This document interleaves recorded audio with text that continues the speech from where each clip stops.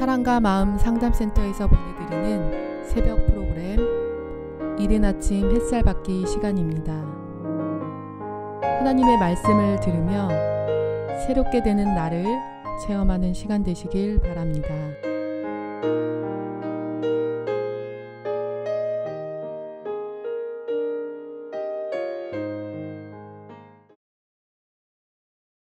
어제 우리는 다윗, 아비가일, 나발 그리고 이 사이에서 발생하는 하나님의 뜻을 보았습니다.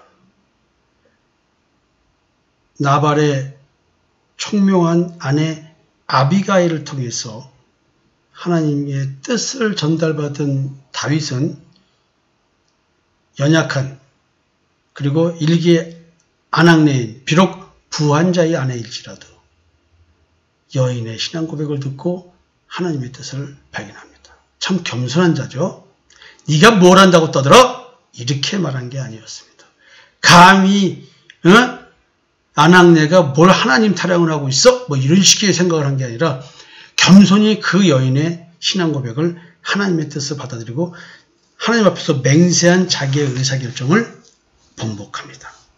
대단한 다윗입니다. 그리고 아비가일의 이야기대로 자기 손에 피를 묻히지 않는데 하나님이 그 분한 마음, 수치스러운 마음, 모욕스러움을 대신 갚아주십니다. 열흘 후에 여호와께서 나발을 치셔서 그가 죽었습니다. 어제 이 얘기를 했죠. 나발이 죽었다 함을 다윗이 듣고 이르되 나발에게 당한 나의 모욕을 갚아주사 종으로 악한 일을 하지 않게 하신 여호와를 찬송할지어다. 다윗은 자기 손에 피를 흘릴 뻔했는데 아비가일로 말미암아 이 피를 흘리지 않았습니다. 하나님께서 대신 갚아주셨습니다. 그 다윗이 당한 모욕을 대신 갚아주셨습니다. 우리는 복음을 전하면서 당하는 무시, 멸시, 천대 분명히 있을 수 있습니다. 상관하지 마시고 피 흘리지 마시고 싸우지 마시고 하나님께 들으십시오. 여호와께서 나발의 악행을 그의 머리에 돌리셨도다 하니라. 다윗이 아비가일을 자기 아내로 삼으려고 사람을 보내어 그에게 말하되 다윗의 전령들이 갈멜에 가서 아비가일에게 이르되 그에게 말하되 다윗이 당신을 아내로 삼고자 하여 우리를 당신께 보내더이다. 이게 참 남편은 어찌 보면 급사를 했는데 죽은 지 얼마 됐는지는 모르지만 뭐 얼마 시간이 됐겠습니까? 가서 이 현명한 하나님의 뜻을 알고 자기의 길을 막은 피 흘림을 막아준 아비게일, 지금 그 아비게일을 아내로 삼겠다고 전령을 보낸 것입니다. 이 말을 들은 아비가일이 일어나 몸을 굽혀 얼굴을 땅에 대고 이르되 내 주의 여종은 내 주의 전령들의 발 씻길 종이니이다고 아비가일이 급히 일어나서 나귀를 타고 그를 뒤따르는 처녀 5과 함께 다윗의 전령들을 따라서 다윗의 아내가 되리라. 성군 다윗 왕의 아내가 된 아비가일입니다. 이게 뭘 말할까요? 아비가일의 이 총명과 아름다움, 이것은 하나님의 뜻을 분별할 수 있는 여인에 대한 평가입니다. 얼마나 총명했고 얼마나 아름다운지는 모릅니다. 그러나 지금 아비가일은 남편 나발이 실수했고 다윗을 못 알아봤고 이 사람은 다윗에게 역사는 하나님의 역사를 보고 느끼고 깨달은 자입니다. 그리고 비록 자기 남편을 보호하고 자기네 가족을 보호하고 가족의 재산을 보호하려고 한 말이지만 사탕발림이 아니라 하나님의 뜻 안에서 왕이 될 다윗에게 자기의 신앙 고백을 했던 겁니다. 나중에 왕이 되실 건데 그 왕이 됐을 때 무슨 말씀을 들으시려고요? 저도 내 옆에 동역자들이 이렇게 목사님 이거 맞습니다. 근데요 목사님이 더 큰 훌륭한 목사님 되셨을 때 이런 말씀 안 들으시려면 오늘 이 가슴 아픈 사연 그냥 묻어두십시오. 이렇게 좀 조언해 줄 수 있는 동역자가 좀 있으면 좋겠습니다. 우리 성도들 저에게 다 전부 다 아비가일이 되어주세요. 이렇게 총명하게 하나님의 신앙 고백을 저에게 전달해 주셔서 제가 여러분들의 고백을 듣고 하나님의 뜻을 분별해서 목회할 수 있게 해주세요. 참 아비가일의 고백은 참으로 겸손하고 아름답습니다. 이 아비가일의 신앙 속에서 겸손을 봅니다. 겸손은 존귀하게 되기 전에 나오는 현상입니다. 이 어떤 겸손을 갖고 있기 때문에 다윗은 아내로 삼겠다고 부르는 것입니다. 여러분, 다윗을 알아본다는 얘기는 예수를 알아보았다는 얘기입니다. 다윗이 아내 삼겠다는 얘기는 우리가 예수의 아내가 되는 것입니다. 옛사람을 죽이고 새 생명을 얻은 새 사람으로의 삶을 살 수 있게 되었다는 것을 의미하기도 합니다. 다윗이 또 이스라엘 아히노암을 아내로 맞았더니 그들 두 사람이 그의 아내가 되니라. 사울이 그의 딸 다윗의 아내 미갈을 갈림에 사는 라이스의 아들 발대에게 주었더라. 미갈은 이미 다른 사람의 아내가 되었습니다. 파혼시켰다는 얘기죠, 사울이. 아내를 주고 적이 되어버린 다윗, 스스로 적을 만들어버린 다윗의 아내를 줄 수가 없으니까 미갈을 다시 빼앗아온 거죠. 그래서 어찌 보면은 아비가일이 첫 번째 아내가 된 거예요. 나발의 아들 아비가일이 다윗의 첫 아내가 되고 두 번째 아내가 아히노암이 되었다는 얘기죠. 야, 이게 참 무슨 의미일까요? 이런 말. 좀 더 깊이 영적으로 깨달아야 될 내용들이 이 속에 숨어 있습니다. 미갈, 끝까지 불순종하던 미갈. 아내 얘기 속에서는 우리가 세상적으로 바라보지 말고 아담의 아내 이브, 마지막 아담의 이브가 교회입니다. 예수의 아내는 교회입니다. 예수를 만난 자들에 대한 표현, 그래서 아내로 표현하고 있지 않을까요? 이런 생각을 좀 다시 해봅니다. 자, 이제 사무엘상 26장으로 들어가겠습니다. 10사람이 기브아에 와서 사울에게 말하이르되 다윗이 광야 앞 하길라 산에 숨지 아니하였나이까 하며 사울이 일어나 십광야에서 다윗을 찾으려고 이스라엘에서 택한 사람 3,000명과 함께 십광야로 내려가서 사울의 광야 앞 하길라 산길가에 진치니라.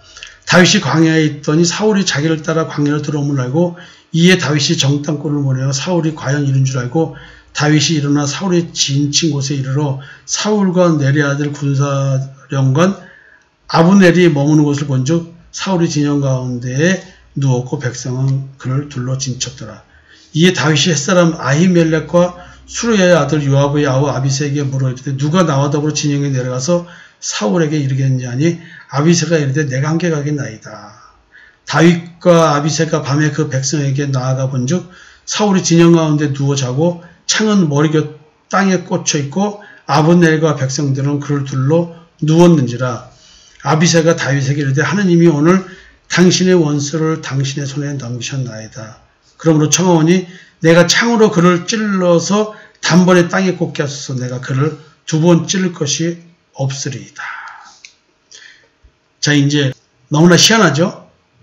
제가 뭐라 했어요? 이게 불순종하는 자는 고백 자체가 늘 상황에 따른 감정에서 말하는 거지 진짜 마음이 변한 것이 아니라는 것이요. 내 아버지여 벗어서 다윗이 얘기했습니다. 그리고 살려줬습니다. 그걸 깨달은 사울이 말합니다. 내 아들 다윗아, 이것이 네 목소리냐? 그리고 펑펑 소리 높여 울었다고 합니다. 내가 이런 다윗을 죽이려 했구나. 내 아버지여 보소서. 왕은 내 생명을 찾아 해하시나 나는 왕에게 범죄한 일이 없나이다. 간신배에 둘러싸여 있는 왕의 처참한 현실이죠. 내 아들아, 내 아들 다윗아. 아니, 이 말은 다 어디 갔어요? 그리고 다시 죽이러 옵니까? 여러분들 반복적으로 잘못을 하고 있는 것을 느끼는 사람들, 그리고 또 깨닫고 자기는 안 그럴 것 같이 생각하는 사람들, 오늘 사울의 이야기를 통해서 내가 왜 그런지를 봐야 됩니다. 분명히 하나님의 영이 없고 예수 믿는 믿음이 없기 때문에 그렇습니다. 여러분, 사울왕이 되지 마십시오. 다윗이 또 이르되 여호와께서 살아계심을 두고 맹세하니 여호와께서 그를 치시리니 혹은 죽을 날이 이르거나 또는 전쟁에 나가서 말이라. 다윗은 나발과 아비가일 이 부부의 사건을 통해서 또 깨닫습니다. 아하, 원수는 내가 갚는 게 아니라 하나님이 갚는 거였구나.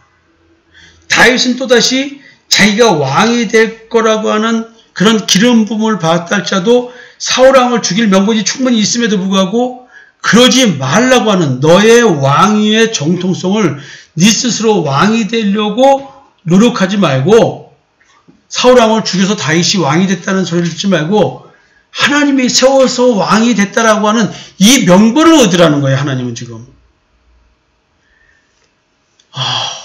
저도 어쩌면 아주 이 조그만 삶의 목회를 통해서 자그마한 일들을 경험할 때 지금까지 오면서 저는 수많은 인간적 배신감에 진짜 부들부들 떨고 시달렸고 분노에 잠을 못 잔 적이 한두 번이 아닙니다. 그럴 때마다 저는 내려놓고 나를 죽였습니다. 그리고 하나님께 기도했습니다. 다윗이 말한 것처럼 기도했습니다. 이걸 보고 따라한 게 아닙니다. 모든 내 인생의 것이 하나님 손에 있는데 내 감정 지금 하나님도 알고 계시다. 그러나 성경은 싸움은 하나님 손에 있는 것이고 하나님께 속한 것이니까 전쟁은 그 다음에 원수가 없는 것은 내게 있다 그랬어요. 하나님께 있다 그랬어요. 내가 할 일이 아닙니다. 우리의 몫은 사랑의 몫이지 절대 복수의 몫이 아닙니다. 여호와께서 그를 치시리니 혹은 죽을 날이 이르거나 또는 전쟁에 나가서 망하리라. 그것은 하나님의 사람을 모욕하고 수치스럽게 만드는 것은 하나님께서 원수가 없는 일이라는 것이에요. 우리 별 볼일 없는 작은 인생 속에서도 반드시 그것은 발생합니다. 여러분, 한번 다윗 같은 이런 믿음 가져보지 않으시겠습니까? 내가 손을 들어 여호와의 기름 부음 받은 자를 치는 것을 여호와께서 금하시나니 너는 그의 머리 곁에 있는 창과 물병만 가지고 가자 하고 다윗이 사울의 머리 곁에서 창과 물병을 가지고 떠나가되 아무도 보거나 눈치채지 못하고 깨어있는 사람도 없었으니 이는 여호와께서 그들을 깊이 잠들게 하셨으므로 그들이 다 잠들어 있었기 때문이었더라. 하나님은 끊임없이 지금 다윗이 하나님이 세운 사람이라고 하는 사실을 증명해내기 위한 사건 사고들을 계속 일으켜줍니다. 엄청난 하나님의 역사입니다. 다윗은 그럼에도 불구하고 끊임없이 고통과 어려움을 겪고 있습니다. 어쩌면 저도 왕이 될 때까지 크게 고난을 겪은 다윗처럼 하나님의 뜻이 설 때까지 저는 고난의 연속일지를 모릅니다. 저도 언젠가 기름 부은 다윗왕처럼 하나님이 원하는 사역의 출발에 설 때가 있을 거라고 믿고 오늘도 피곤한 삶을 살고 있습니다. 녹음하고 있는 이 밤 조금 아까 사이렌 소리도 울리고 했습니다. 이 밤에 저는 이런 이야기를 하면서 이른 아침 햇살 받기를 합니다. 밤에 받은 햇살이지만 내일 아침에도 빛이 더욱더 밝게 비추어질 걸로 믿습니다. 여러분, 하나님께 우리의 인생을 맡기지 않으시겠습니까?